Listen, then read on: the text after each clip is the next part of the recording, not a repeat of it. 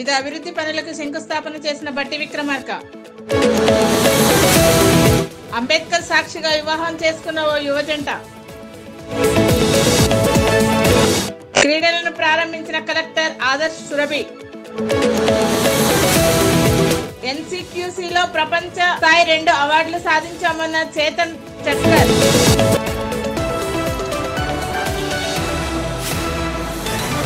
ఎర్రిపాలెం మండలం పెగళ్లపాడు గ్రామంలో CC road పనులకు డిప్యూటీ సీఎం బట్టి విక్రమార్క శంకుస్థాపన చేశారు. పెగళ్లపాడు గ్రామంలోని డాక్టర్ బిఆర్ అంబేద్కర్ జగజ్జీవనరావు విగ్రహాలకు పూలమాల వేసి నివాళులర్పించారు. ఈ సందర్భంగా కాంగ్రెస్ శ్రేణులు గ్రామస్తులు బట్టి విక్రమార్కకు ఘనంగా స్వాగతం పలికారు.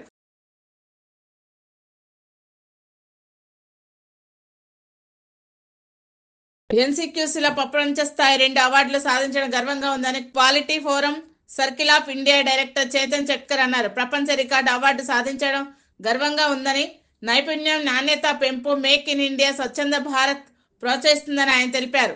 మనది quality circle forum of India నుంచి మేము త్రూఅవుట్ వరల్డ్ ఈ క్వాలిటీ ఇంప్రూవ్ చేసేదానికి, సేఫ్టీ ఇంప్రూవ్ చేసేదానికి, ప్రాఫిటబుల్లీ ఇంప్రూవ్ చేసేదానికి పనిచేస్తున్నాము. It started in 1982. ఇప్పుడు మన ఇండియాలో 35 ఆఫీసెస్ ఉన్నాయి. Outside India we have 14 offices related to us. ఇది పనిచేస్తూ ఉండేది per annum approximately around 3,000 crores saving అవుతుంది ఎకనామీకి.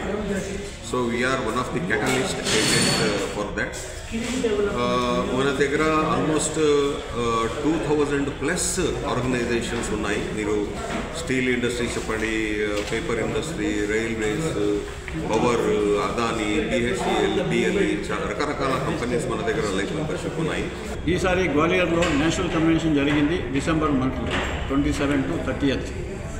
అక్కడ హైయెస్ట్ పార్టిసిపేషన్ 12,500 డెలిగేట్స్ వచ్చారు. దానికోసం మనకు వరల్డ్ రికార్డ్ ఇచ్చారు. నెక్స్ట్ 5,200 ఫ్యాకల్టీ డేస్ అంటే training days, that is 1 more world record. దీనికోసం మనకు ఈ మెడల్ ఇచ్చారు. రైతులను మోసం చేసిన కాంగ్రెస్ పార్టీకి అధికారంలో ఉండే అర్హత లేదని మాజీ ఎమ్మెల్యే దివాకర్ రావు అన్నారు. మంచిర్యాల జిల్లా లక్సెట్టిపేట మున్సిపల్ పరిధిలో ఉత్కూర్ చౌరస్తా వద్ద రాస్తారోకలు ఆయన పాల్గొన్నారు. ఈ సందర్భంగా ఆయన మాట్లాడుతూ ప్రతి రైతుకు రైతు భరోసా సాయం కింద ఎకరాకు 15,000 ఇస్తామని హామీ ఇచ్చి అధికారంలోకి వచ్చిన తర్వాత 12,000 మాత్రం ఇవ్వడంపై ఆయన మండిపడ్డారు.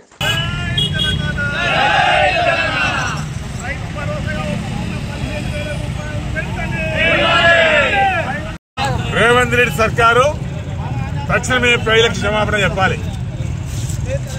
ఎన్నికల కోసం ఓట్లు దండుకోవడానికి, ప్రభుత్వం రావడానికి అమలు కాని హామీలు ఇచ్చి ఆబాసు పాలైన కాంగ్రెస్ పార్టీ, రేవంత్ రెడ్డి ముఖ్యమంత్రి.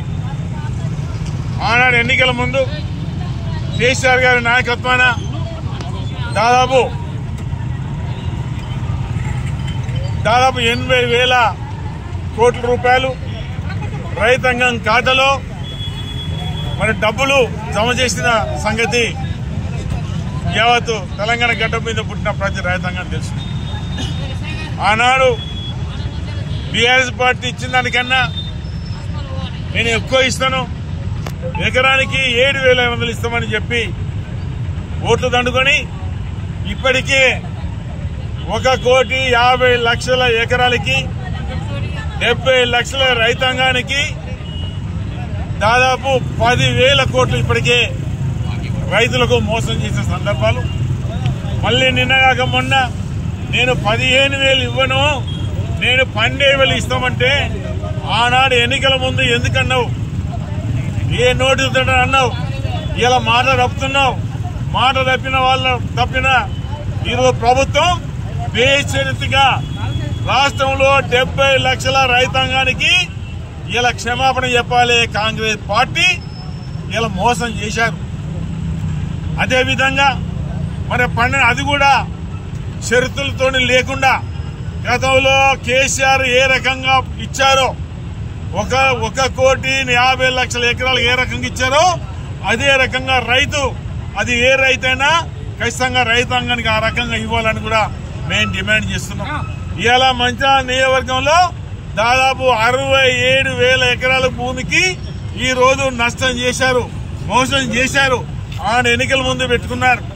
ఆనాడు ఎన్నికల ముందు కాంటెస్ట్ చేసిన అభ్యర్థులందరూ ఈ 6 గ్యారెంటీలు చూపి ఓట్లు దండుకొని ఇవాళ మరి ఎక్కడున్నారు వాళ్ళు, ఎందుకు మోసం చేశారు, ఇవాళ మీరు ఓట్లు దండుకున్నారు. ఇవన్నీ ఇస్తామని ఇది ఒకటే నేను చెప్తాను, ఇంకెన్నో కార్యక్రమాలు ఇస్తామని అన్న తర్వాత ఇలా మోసపోయి ప్రజలు మీకు ఓటేశారు. ఇలా మోసపోయి ఓటేసిన వాళ్లకు మీరు ఇలా మళ్ళీ అదే రకం మోసం చేస్తున్నారు. ఆనాడు మీరు అన్నారు ఏదో మనం వాగ్దానాలు చేద్దాం, ఏదేమైనా కుర్చీ తీసుకుందాం, కుర్చీ మీద కూర్చున్న తర్వాత ఇవన్నీ ఇయ్యకున్నా కూడా ప్రభుత్వం 5 ఏళ్ళు ఉంటుంది అనుకుంటున్నారు. ప్రభుత్వం 5 ఏళ్ళు ఉంటుంది కావచ్చు, కానీ మీ మీద వ్యతిరేకత ఇలా కాంగ్రెస్ పార్టీ మీద వ్యతిరేక ఏ రకంగా వచ్చిందంటే ఏ నోట విన్నా ఏ మాట మాట్లాడినా ఇది దగాకోరు ప్రభుత్వం, ఇది దగాకోరు ప్రభుత్వం. అమలు కాని హామీలు ఇచ్చి ఇవాళ ప్రజల ముందు గాని తెలంగాణ గడ్డ మీద పుట్టిన ప్రజల ముందు ఆభాసు పాలైనరు. ఇలా ఎవరు అయినరు, ఇలా ముఖ్యమంత్రి గారు కావచ్చు, ఆ పార్టీ నుంచి గెలిచిన ఎమ్మెల్యేలు కావచ్చు, ఇలా మంత్రులు ఉన్న వాళ్ళు కావచ్చు, ఎంపీలు కావచ్చు, మీరు ఆభాసు పాలైనరు. మీరెందుకు మాట్లాడలేరు? ఆనాడు మీరు ఎకరానికి 7,000 ఇవాళ ఎమ్మెల్యేలకు పోటీ చేసిన వాళ్ళందరూ మీరు ఓటు అడిగారే, ఇవాళ మీరు కూడా మోసం చేశారు. మీరు కూడా ఆనాడు మీరు 15,000 అన్నారు, 7,500 చొప్పున అన్నారు. ఈయనందుకు మీరు కూడా ఎవరైతే ఎమ్మెల్యేలుగా పోటీ చేశారో, ఎమ్మెల్యే గెలిచారో ఆ కాంగ్రెస్ పార్టీ నుండి వాళ్ళు కూడా బేషరతుగా మేము క్షమాపణ చెప్తున్నాం, మేము ఓట్ల కోసం మాట్లాడినాము, గెలిచిన తర్వాత మేము మర్చిపోతున్నాము, మీకు తగ్గించినాము, క్షమాపణ చెప్పాల్సిన బాధ్యత వాళ్ళపై ఉంది. అంటే ఈ రకంగా కేసీఆర్ పాలన బాగుంది అని బ్రహ్మాండంగా ఇలా ప్రతి రైతు అనుకుంటున్న సందర్భాలు ఇది దృష్టిలో పెట్టుకొని ఆనాడు కేసీఆర్ పాలనలో బ్రహ్మాండంగా ఎల్లంపల్లి మేము పూర్తి చేసుకున్నాం. అదే రకంగా గూడెం లిఫ్ట్ కూడా మేము పూర్తి చేసుకున్నాం. గూడెం లిఫ్ట్ లో బ్రహ్మాండంగా 30,000 ఎకరాలకి ఇవాళ నీరు వస్తున్నాయంటే ఆనాడు నేను ఎమ్మెల్యేగా ఉన్నప్పుడు నేను ప్రతిపాదించాను. మంచిర్యాల జిల్లా కన్వాల్ అరణ్యం పరిధిలోని అహ్మదాబాద్ సమీపంలో గల కడెం సాగునీటి కాలంలో జింక మృతదేహం అనుమానాస్పద రీతిలో లభ్యమైంది. వీధి కుక్కల దాడ లేక వేటగాళ్ల ఉచ్చుకు బలైందనే అనుమానాలు వ్యక్తమవుతున్నాయి. గడిచిన కొన్ని రోజుల క్రితం జింకల పునరావాసం కేంద్రంలో జింక మృతి చెందితే సోషల్ మీడియాలో వైరల్ అయ్యే వరకు అధికారులు స్పందించలేదు. నెల రోజుల వ్యవధిలో 2 జింకల మరణాలపై అధికారుల నిర్లక్ష్యం కొట్టొచ్చినట్టు కనిపిస్తుందని సమాచారం.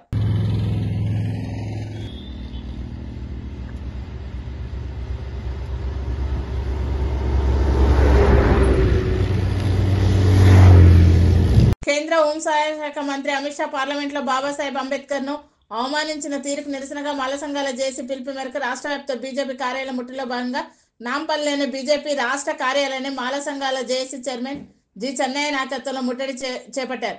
అమిత్ షాకు వ్యతిరేకంగా నినాదాలు చేస్తూ ముట్టడి చేసేందుకు ప్రయత్నించగా పోలీసులు అడ్డుకొని అరెస్ట్ చేశారు. అరెస్ట్ చేసిన వారిని కాంచనబాగ్ పోలీస్ స్టేషన్ కు తరలించారు.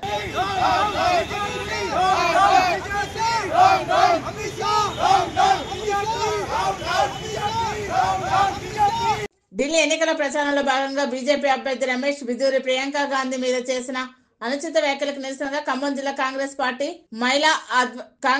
మహిళా సంఘం ఆధ్వర్యంలో రమేష్ బిదూరి దిష్టిబొమ్మను దహనం చేశారు. ఈ సందర్భంగా కాంగ్రెస్ నేత సౌజన్య మాట్లాడుతూ బీజేపీ నాయకులకు మహిళలంటే చిన్న చూపు చూస్తుందని మండిపడ్డారు.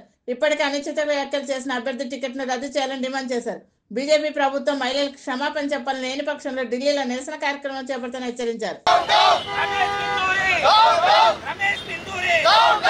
నిన్న ఢిల్లీ ఎలక్షన్ల ప్రచారంలో భాగంగా రమేష్ బిదూరి అనే వ్యక్తి బీజేపీ కంటెస్టెడ్ వ్యక్తి, ఆ వ్యక్తి ప్రియాంక గాంధీ గారి చెంపలు వచ్చేసి నునుపుగా ఉన్నాయి, అంత నునుపుగా మేము రోడ్లు వేస్తామని చెప్పేసి ప్రచారంలో భాగంగా అనటం జరిగింది. తర్వాత ఆ వ్యాఖ్యల్ని ఎంతసేపు వెనక్కి తీసుకున్నప్పటికీ కూడా మహిళలంటే అంత చిన్న చూపు అని మేము అడుగుతున్నాం. మహిళల్ని మాట్లాడటం వెంటనే వెనక్కి తీసుకోవటం వాళ్ళకే చెల్లింది. అలాంటి వ్యక్తులకి బీజేపీ టికెట్ ఇచ్చి రేపు పొద్దున రాజ్యాంగాన్ని ఏం చేయాలనుకుంటుందో మాకు అర్థం కావట్లేదు.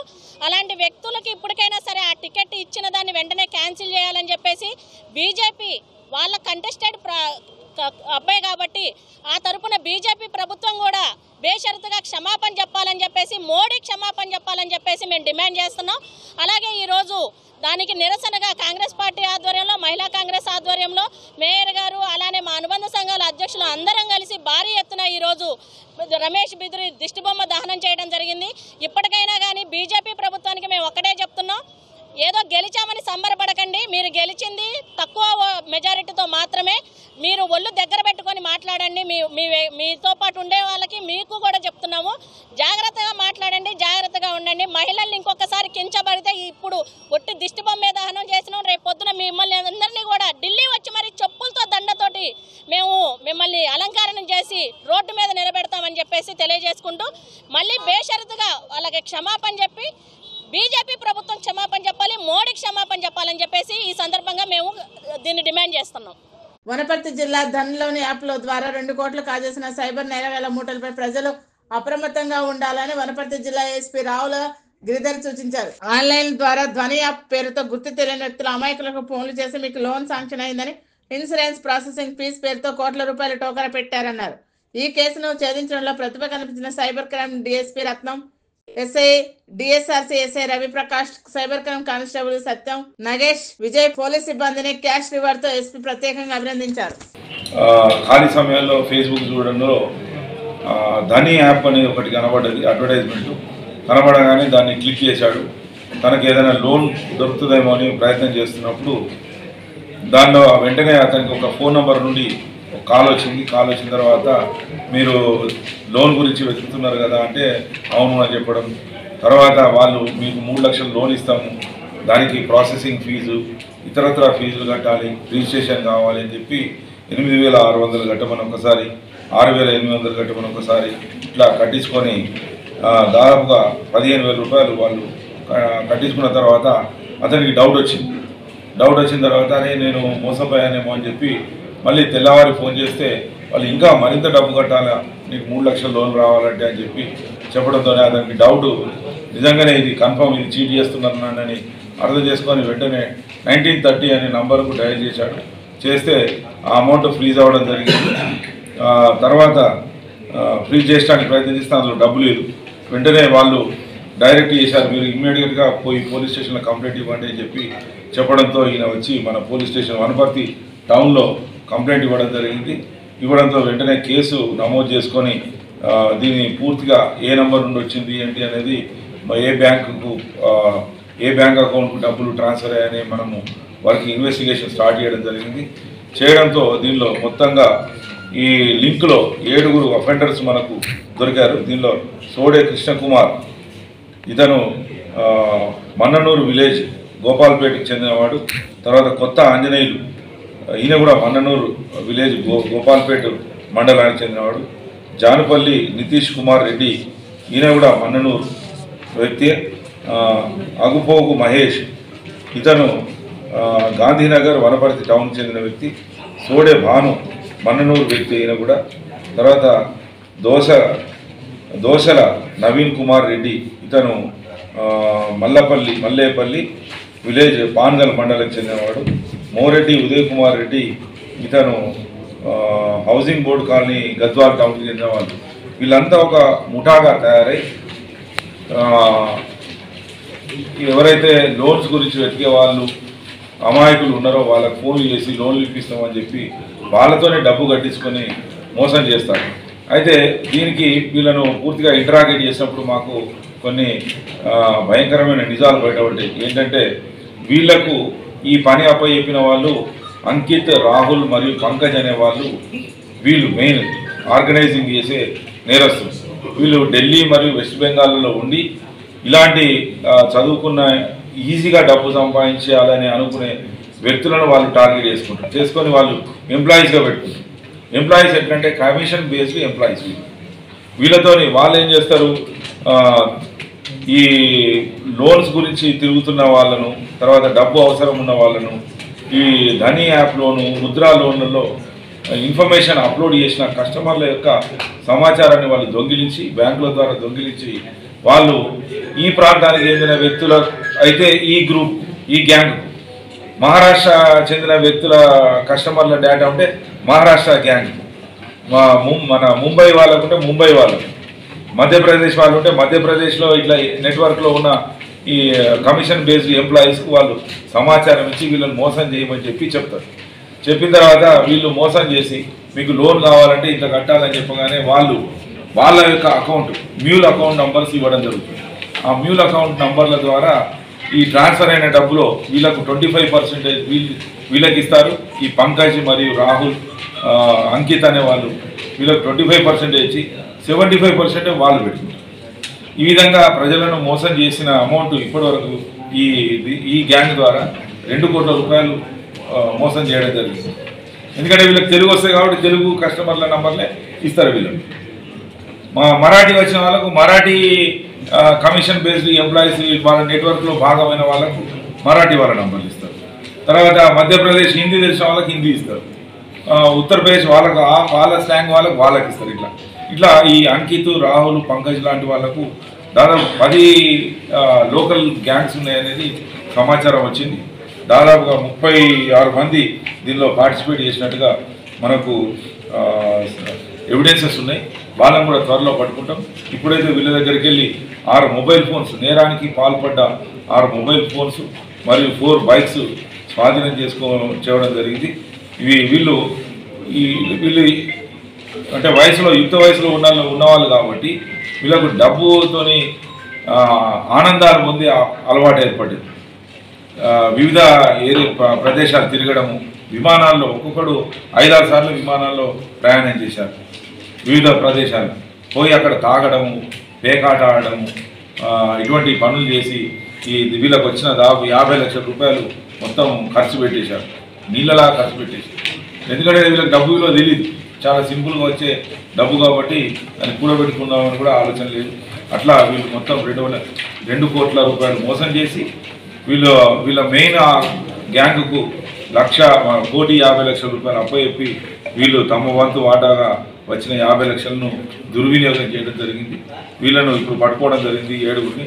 ఇంకా మిగిలిన 27 మందిని త్వరలోనే పట్టుకుంటాం.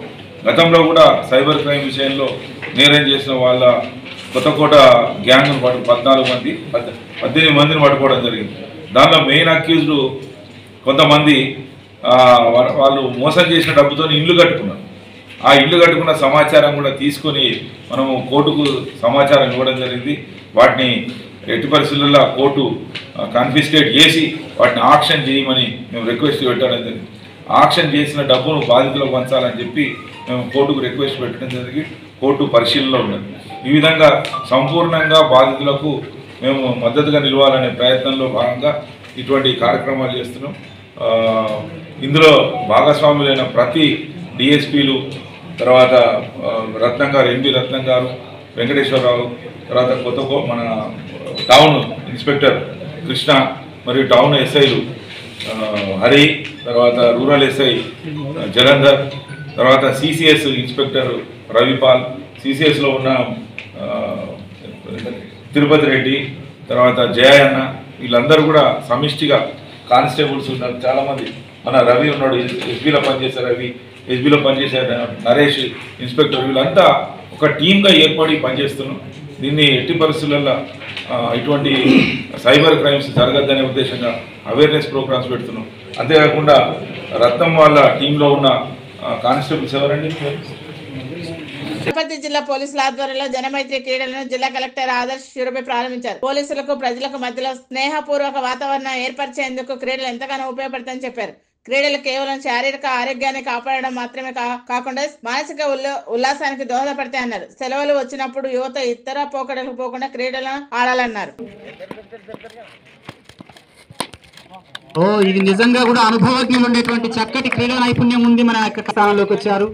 అందరికీ నమస్కారం. ఈరోజు వనపర్తి జిల్లాలో పోలీస్ డిపార్ట్మెంట్ ఆధ్వర్యంలో గౌరవనీయులు ఎస్పీ గారు గిరిధర్రావు గారు మనకి జన మైత్రి ప్రోగ్రాం క్రీడల పోటీలు ఏర్పాటు చేయడం జరిగింది. సంక్రాంతి పండుగ సందర్భంలో మనకి పిల్లలకి కాలేజీలకి సెలవులు ఉన్నాయి కాబట్టి వాళ్ళు కూడా వేరే ఉద్దేశాలకి పొరపాటు పడకుండా క్రీడల్లోనే ఇంకా విద్యలోనే వాళ్ళు పూర్తి స్థాయి ఉండాలని, అదే విధానంగా పోలీస్ కూడా ఒక అప్రోచబుల్ పోలీస్ లాగా, ఒక ఫ్రెండ్లీ పోలీస్ లాగా ప్రజలు పోలీస్ డిపార్ట్మెంట్కి ఎలాంటి భయం లేకుండా ఎక్కడన్నా ఏదైనా నేరం జరిగితే స్వయంగా పోలీస్ కానిస్టేబుల్ కానీ ఎస్పీ గారికి కానీ వాళ్ళు డైరెక్ట్ కాంటాక్ట్ చేసి చెప్పొచ్చనే ఒక కార్యక్రమం ఈ జన మైత్రి ప్రోగ్రాం. గౌరవనీయులు ఎస్పీ గారు పోలీస్ డిపార్ట్మెంట్ ఏర్పాటు చేశారు. దీంట్లో ప్రతి మండల్ నుంచి 20 పైగా టీంలు వాలీబాల్కి, క్రికెట్కి, షటిల్కి వాళ్ళందరూ వచ్చి ఇక్కడ 2-3 రోజులు ఈ క్రీడలు జరుగుతాయి. వాళ్ళలో గెలిచిన వాళ్ళకి ఖచ్చితంగా సర్టిఫికేట్స్ ఇవన్నీ కూడా ఇవ్వడం జరుగుతుంది. ఇంత మంచి కార్యక్రమమని మన ఎస్పీ గారు స్వయంగా డిపార్ట్మెంట్ తరపు నుంచి చేస్తున్నారు. దీన్ని మనందరం కూడా క్రీడలకి ప్రోత్సహించి వాళ్ళకి పిల్లలకి ఇంకా కాలేజ్ పిల్లలకి కూడా క్రీడలు ముఖ్యం. ఎందుకు దీనివల్ల ఎలాంటి మానసిక ఆరోగ్యం అదే విధానంగా ఫిజికల్ ఆరోగ్యంకి కూడా ఎలాంటి మంచి జరుగుతుందని కూడా ఈ ప్రోగ్రాం ద్వారా మనం తెలియజేస్తున్నాం. BRS party working president KTR Huzurabad MLA పాడి కౌశిక్ రెడ్డి అరెస్టుకు మద్దతుగా హైదరాబాద్ కు వెళ్లిన జమ్మికుంట మున్సిపల్ చైర్మన్ తక్కలపల్లి రాజేశ్వరరావుని మాదాపూర్ పోలీసులు అరెస్ట్ చేసి పోలీస్ స్టేషన్ కు తరలించారు.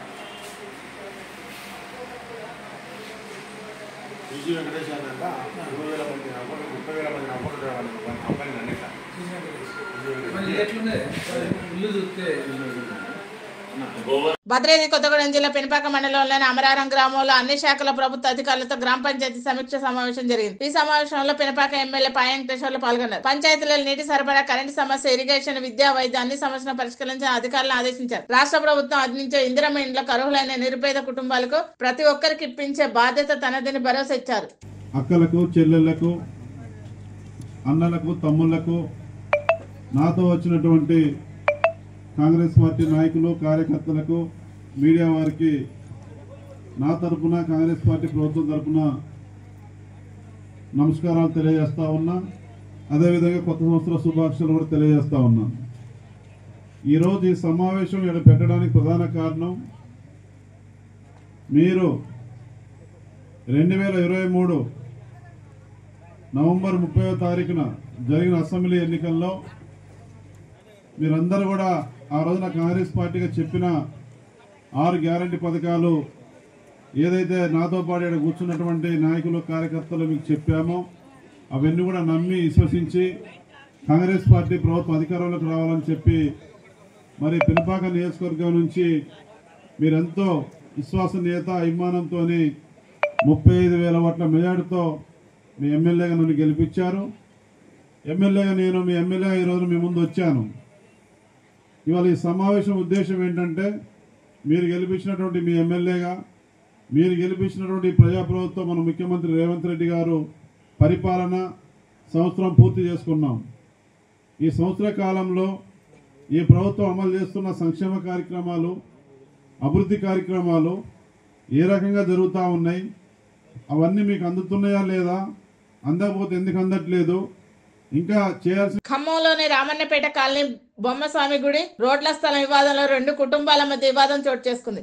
2016లో ప్రభుత్వం ఇచ్చిన భూముల్లో గుడిసెలు వేసుకుని 2 కుటుంబాలు నివసిస్తున్నాయి.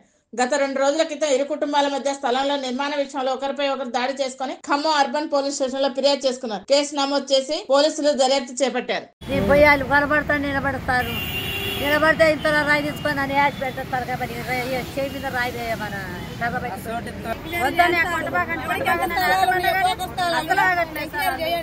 అసలు ఆగట్లేదు. చిన్న పిల్లగాని కొట్టిరు, ఇంకో పిల్లగాని కొట్టిరు. ఈ పిల్లగాని అయితే ఆ పిల్లగాని ఇక్కడ నుంచి ఆడదాకా లాక్కొని కొట్టిరు. ఆ పిల్లగాని ఏమో పనులు పడినట్టే 10 మంది కలిసి ఎమగొట్టుడే కాళ్ళతో చేతులతో ఇద్దరు కలిసి కొట్టు. పెళ్ళంటే మంత్రాలు చదివేందుకు అయ్యవారు, ప్రార్థనలు చేసేందుకు పాస్టర్లు కావాలి. కనిపించని దేవుని చిత్రపటాలకు పూజలు, పెళ్లి మండపంలో హడావిడి, బాజా భజంత్రీలు, ఇంతమంది నడుమ అంగరంగ వైభవంగా పెళ్లిళ్లు జరుగుతుంటాయి. కానీ ఇక్కడ ఓ పెళ్లి జంట వినూత్నంగా రాజ్యాంగ రచయిత డాక్టర్ బిఆర్ అంబేద్కర్ సాక్షిగా పెళ్లి చేసుకున్నారు. అది ఎక్కడో తెలుసుకోవాలనుందా? కొంచెం కిందికే అన్న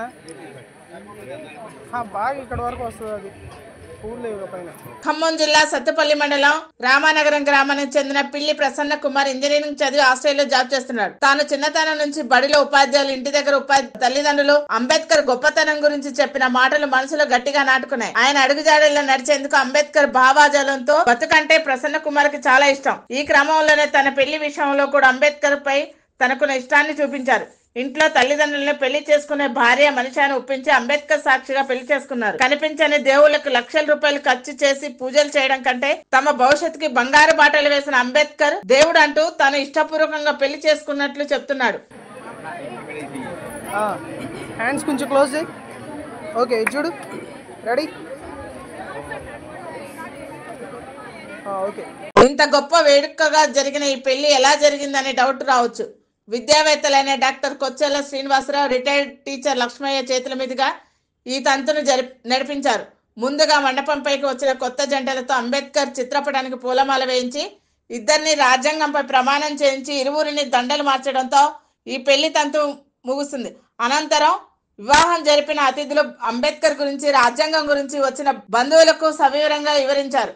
ప్రతి ఒక్కరి ఇంట్లో అంబేద్కర్ చిత్రపటం ఉండాలని, ప్రతి ఒక్కరు రాజ్యాంగాన్ని చదవాలంటూ నినదించారు. గ్రామంలో ఇరుగు పొరుగు వారు, బంధువులు, పెద్దలు కాస్త విచిత్రంగా చూసినప్పటికీ ప్రసన్న కుమార్ చాలా గొప్పగా పెళ్లి చేసుకున్నాడంటూ అభినందిస్తున్నారు. పెళ్లిపై కూర్చున్న బంధువులు అంబేద్కర్ చిత్రపటాన్ని చూసి సంతోషంతో కొత్త జంటను దీవించారు. Master key TV, please like, share and subscribe master key TV.